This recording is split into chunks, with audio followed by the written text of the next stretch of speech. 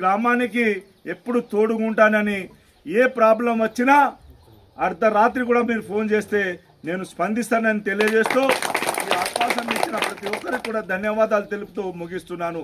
జై కాంగ్రెస్, జై కాంగ్రెస్.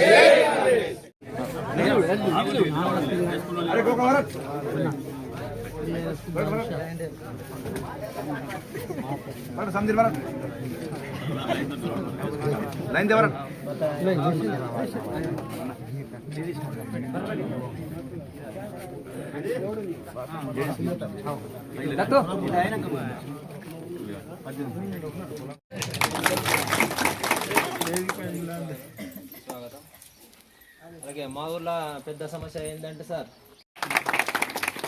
నేను అందరికీ ఒకటేసారి రాదు, ఓపిక కూడా అవసరము.